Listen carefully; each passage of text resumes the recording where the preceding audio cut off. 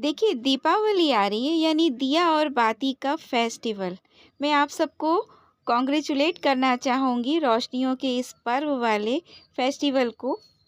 अब हम सब नेचर लवर हैं, गार्डनर हैं, तो प्रकृति की ही बात करते हैं। हमारे गार्डन में एक फूल खिला हुआ है।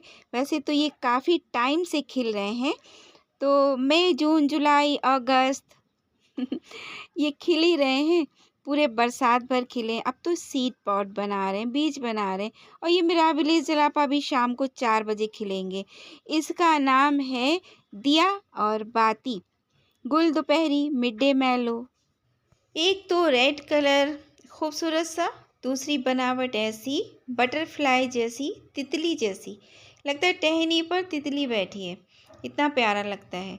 तो इसका जो शेप है ना, दिए की तरह, और इसके बीच में जो इसके पराग कण हैं वो ऐसे लगते हैं जैसे कि बाती रखी हुई हो। इसी वजह से इसको दिया और बाती बोलते हैं। और ये गुल दोपहरी यानी कि दोपहर में खिलते हैं, शाम तक उड़ उड़ा के इधर उधर हो जाते हैं, हल्की सी हवा होती है, बस ये गायब हो जाते हैं। बहुत हार्डी प्लांट है, अगर आप बिगिनर्स हैं तो इसको ज़रूर ऐड कीजिए अपने गार्डन में। बहुत कम केयर में चलने वाला ये मिड डे मेलो का प्लांट है, फ्लावरिंग प्लांट है। और एक बार अगर आप लगा लेंगे अपने गार्डन में तो फिर ये कभी भी नहीं जाएगा। खुद ब खुद इसमें इतने सारे बीज होते रहते हैं कि ये स्प्लिट करते हैं, ब्राउन होते हैं और फिर अपने आप ही स्प्लिट करके इधर उधर बिखर जाते हैं। और जब इसका प्यारा सा मौसम शुरुआत होती है, तब ये जैसे गर्मियों की शुरुआत हुई फरवरी के बाद से, तब इसके छोटे छोटे से नन्हे नन्हे से पौधे हर प्लांटर में नज़र आने लगते हैं। और उसके बाद में थोड़े थोड़े बड़े होते हैं, रेनी सीज़न आते आते फ्लावरिंग पर आ जाता है। और फिर बस जैसे ही फूल थोड़ा सा मुरझाते हैं तो इसके नीचे सीड पॉट्स बन जाते हैं। फूल भी खिलते रहते हैं, सीड पॉट भी बनते रहते हैं। तो दोनों काम एक साथ ही इसमें चल रहा था। अभी तक मैंने इसकी प्रूनिंग नहीं की थी। तो ये घना भी हो रहा, हाइट भी काफ़ी पहुंच जाती है। अगर इसकी हाइट देखें तो 7-8 फीट तक आराम से पहुंच जाती है। और अब इसके सीड्स को ना, जैसे ये हल्के येलो हो रहे हैं, ब्राउन हुए भी नहीं है, बहुत सारे ब्राउन भी हो गए हैं इसके अंदर, तो आप स्टोर करके रख सकते हैं।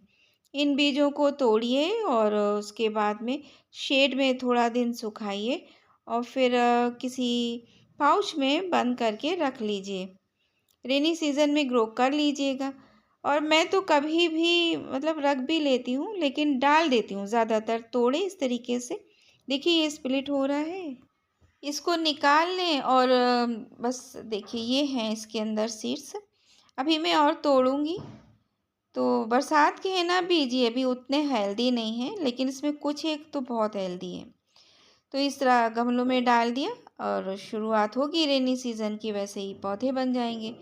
इसका प्रोपोगेशन बहुत आसान है, साथ में प्लांट परमानेंट है, हमेशा बना रहता है। अगर आप थोड़ी सी केयर करें तो रहता ही है गमलों में। ये मेरे प्लांट्स ना पिछले साल के हैं और थोड़ा सा डोरमेंट हुए थे, फिर से शुरुआत हुई गर्मियों की और फिर ये चलने लगे। अभी फिर सर्दी आ रही है तो देखते हैं, सीड्स तो बना रहा है और सर्दी में डोरमेंसी में जाएगा, फ्लावरिंग कम हो जाएगी क्योंकि फुल सनलाइट चाहिए होती, पूरे टाइम की सनलाइट में ही रहते हैं।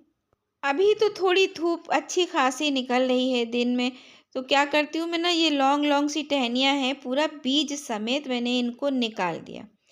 कटिंग से लगा दीजिए, लग भी जाएगा, पर कटिंग लगाने की कभी ज़रूरत नहीं पड़ती। जब बीज से इतने ग्रो हो ही जाते हैं तो मैं इन टहनियों को प्रून कर देती हूँ। उसके बाद में इनको ऐसे ही ग्रीन ग्रीन रख दूँगी और फिर ये ब्राउन हो जाएंगे तो तोड़ कर रख लूँगी। और अब जो मैंने प्रूनिंग की है उन पर न्यू शूट्स आ जाएंगे और उन पर ही न्यू फ्लावरिंग भी होगी। तो इस तरीके से इसमें कंटिन्यूअसली फ्लावरिंग होती है। और रेड कलर के दिया बाती वाले ये फूल बहुत खूबसूरत लगते हैं, मन करता है कि ये हर वक्त खिले रहें और इन्हें देखता रहा जाए।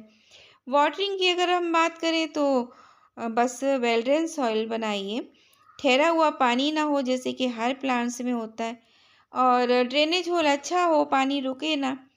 अगर मिट्टी थोड़ा सूख भी जाती ना तो ड्रॉट टॉलरेंट भी होता है, पत्तियां लटक जाती हैं, सूखी सूखी सी लगने लगती हैं। जैसे ही 2 से 1 दिन में आप पानी देंगे, फिर से सही हो जाती हैं। तो बहुत मज़बूत प्लांट है। अभी क्या करना है, इनको पत्तियों को मैं जब ये सूख जाएँगी तो कंपोस्ट में डाल देंगे। मेली बग्स भी थे इन टहनी पर, तो मैंने इन टहनियों को हटा दिया, प्लांट सेव हो गया। और जब इसको धूप में हम रख देंगे ना, तो ये मेली बग्स भी ख़त्म हो जाते हैं। दूर रखेंगे कहीं प्लांट्स से, उनके आसपास नहीं रखेंगे। ये देखिए, ये सीड पॉट कितना हेल्दी है, ब्लैक ब्लैक ये बीज हैं इसमें। इस तरीके से मैं गमलों में फैला देती हूँ। अपने आप ही जब कभी गुड़ाई उड़ाई करते हैं तो पड़े रहते हैं और ख़राब भी नहीं होते, मिट्टी के अंदर इतने हार्डी होते हैं और फिर अपने आप ही ग्रो होते हैं। तो ये ऐसा प्लांट है, बिगिनर्स के लिए आइडियल है। इसकी खूबसूरती देखकर लोग गार्डन में लाते हैं। पॉलिनेटर्स बहुत अट्रैक्ट होते हैं और इसी वजह से भी आप इसको अपने गार्डन में शामिल कीजिए। एक लाइक कीजिए, शेयर कीजिए, चैनल को सब्सक्राइब कीजिए, अच्छे अच्छे से कमेंट कीजिए। फिर मिलते हैं नेक्स्ट वीडियो में, तब तक के लिए अल्लाह हाफिज़।